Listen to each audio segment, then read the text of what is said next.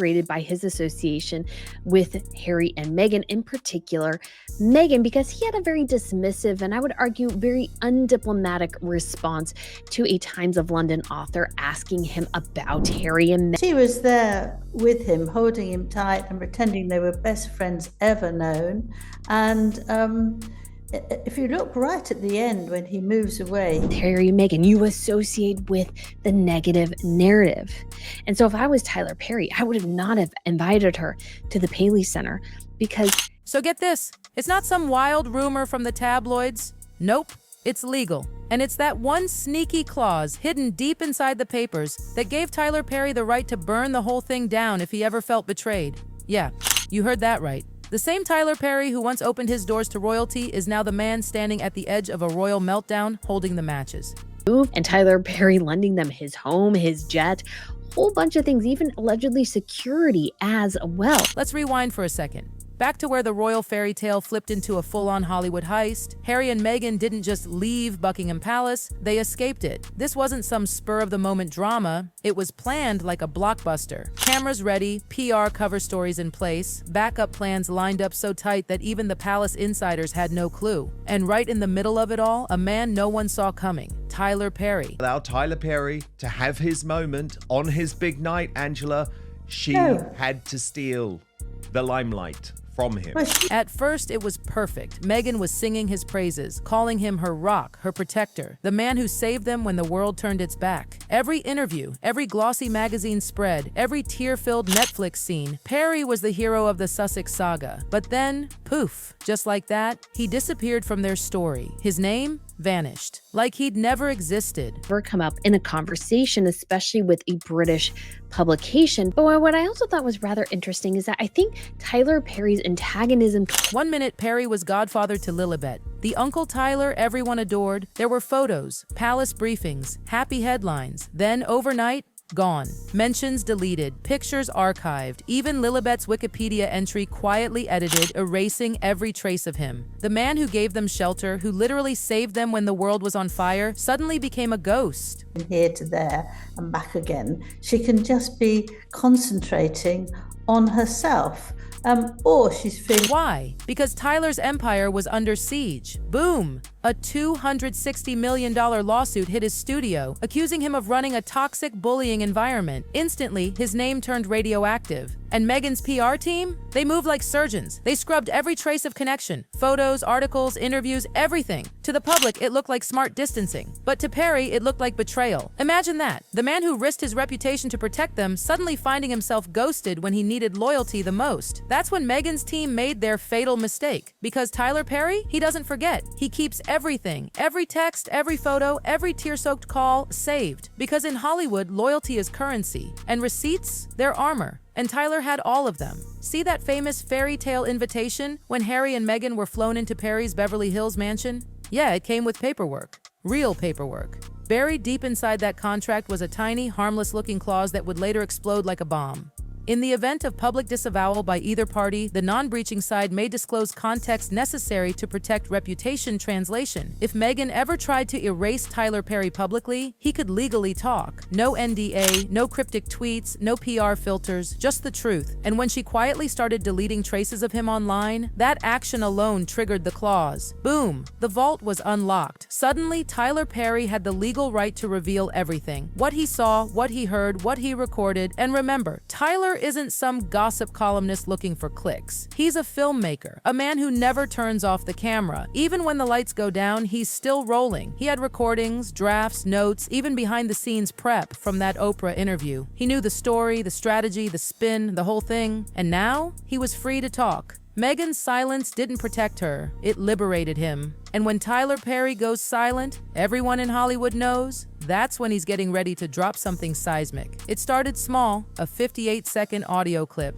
just under a minute. People thought it was fake until they heard it. Meghan's calm voice, but cold, calculating. If we overuse the Diana card, she said, they'll say we're manufacturing grief. And then Harry's voice, tired, almost defeated, replying, "Netflix doesn't want us crying again. Not too much this time, that's it. No intro, no outro, just raw, messy reality. 58 seconds that shattered their carefully curated image. Suddenly, those famous teary moments on TV didn't look like emotional honesty anymore. They looked like rehearsal. The internet went wild. Defenders vanished. Commentators pounced. Even mainstream outlets ran with headlines like, "Were Harry and Meghan's confessions rehearsed?" And every single one of them said the same thing. Tyler Perry holds the receipts. For Meghan, panic. For Perry, silence. For Harry, collapse. Because when Perry says nothing, it means he's building something. Harry reportedly spiraled. He started pacing, snapping at staff, muttering about betrayal. Within 48 hours, he was gone. On a private jet, straight to the UK, alone.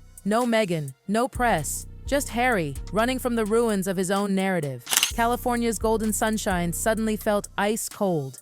And Meghan? Her PR team went into overdrive. Soft-focus videos of her baking with Archie, yoga in the garden, sunlight, smiles, the whole peace and love vibe. But the public wasn't buying it anymore. The woman who once preached healing now looked like she was performing it. Years of perfectly staged rebirth shattered overnight. Brands began ghosting her. A luxury skincare line pulled out. A boutique wine brand canceled a collaboration. Even Spotify, yes, Spotify, who once paid millions for her podcast, started whispering to Perry's camp, not to comment, to confirm. Inside her PR firm, chaos. Consultants calling emergency meetings, influencers told to flood social media with positivity. Scripts written overnight to control the story. But it was too late, because when you try to plug a sinking ship with stickers, all you get is a mess. And Tyler Perry's silence was deafening. No denial, no confirmation, just stillness. And that stillness, louder than any press release. Meanwhile, Meghan's digital team started noticing a terrifying pattern. Every time they posted new healing content, Perry's circle leaked something new. A quote, a still frame, a blurred photo, a snippet of background audio. It wasn't revenge, it was surgical precision. Tyler Perry was slowly, deliberately, bleeding their brand dry. Then came the second drop. This time, Harry's voice. He sounded anxious, pacing again. "We have to steer the dock," he said. "If we look too polished, it's fake.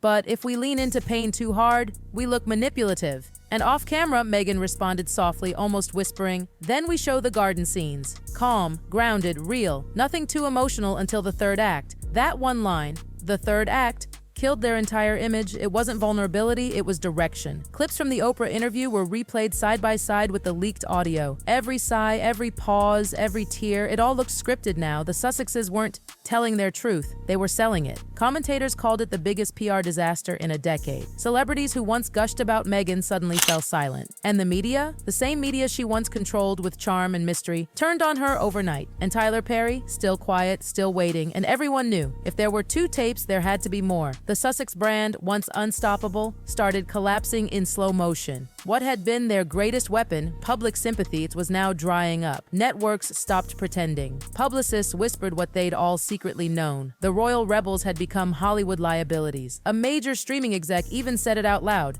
They're too risky to rebrand.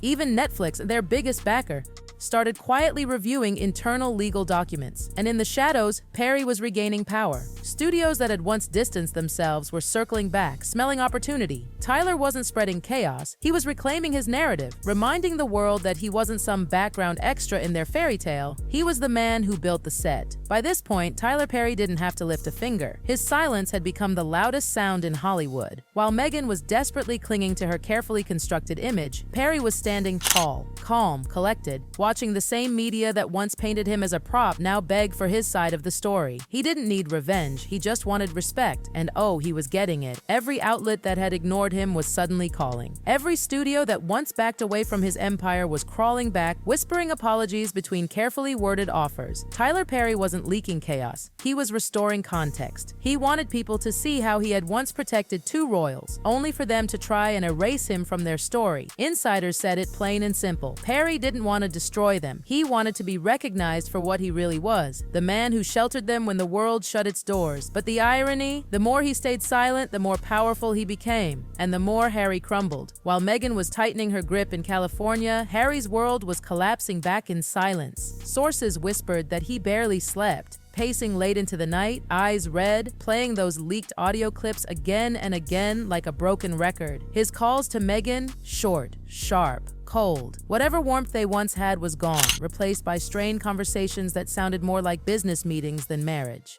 Then came the breaking point. One insider claimed Harry simply broke down after hearing the second clip. He realized it wasn't just a PR scandal anymore, it was the end of everything. Not just their brand, but the illusion of their unity. He didn't call his US advisors, he didn't call the PR team, he didn't even call Meghan's people. He called Charles's office. Nothing formal, just a quiet message, a soft check-in, a simple, painful whisper that said, "I'm not okay." And then, just like that, he was gone. Within days, Harry boarded a private jet and headed straight back to the UK. No entourage, no glam, no cameras, just Harry, alone. The palace didn't confirm it, but insiders sure did. He was tucked away at a countryside estate, one connected to trusted royal allies. For the first time in years, the runaway prince wasn't running from his family, he was running back to them, and that terrified Meghan's entire PR camp. Because if Harry publicly separated himself, even slightly, from her narrative, it wouldn't just be a break in image, it would be historic. A shift in loyalty that could shatter everything she'd built. Weeks of silence followed, then, boom, the next explosion. This time, it wasn't a clip. It wasn't even audio. It was a document. A single signed statement dated 3 weeks after Harry and Meghan had moved into Perry's mansion. It outlined their exit plan, their PR strategy, their rebrand timeline, literally a roadmap for their truth. And at the bottom of that page, 2 signatures. Harry's, Meghan's. That piece of paper destroyed everything. Every authentic confession, every teary interview, every spontaneous Netflix moment now looked planned, scripted, packaged. Commentators didn't hold back. They called it the death of authenticity. Brand experts said it straight. This is a royal collapse.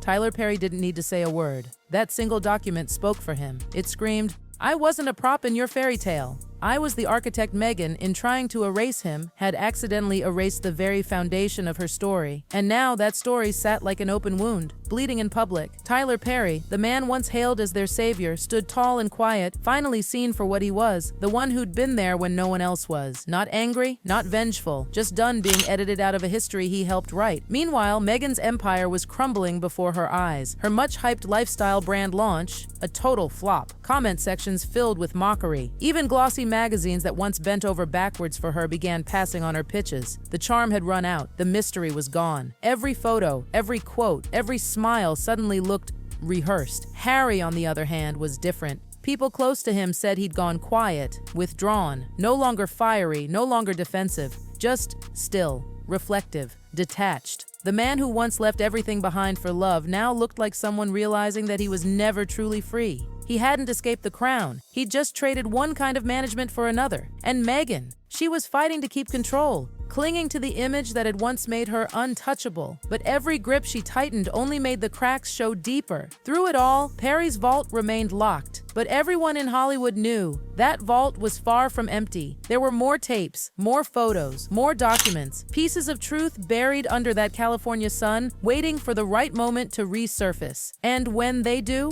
the world will finally see just how deep this story really goes. Because let's be real, this isn't the end of the Sussex saga, it's just the start of a brand new chapter. A chapter where the man they tried to erase, the one they quietly pushed out of their picture, is now the one holding the pen. And as for Harry's sudden, desperate dash back to the UK, that wasn't just panic, that was realization. The fairy tale was never real, it was a script. And the cameras, they were still rolling. They thought they could outsmart the palace, rewrite the narrative, and control the world's perception. But in the end, it wasn't royalty that undid them. It wasn't tabloids. It wasn't even public opinion. It was the one thing no Hollywood production can ever outrun: receipts. The truth always rolls tape. And this time, Tyler Perry owns it. Tyler Perry owns it.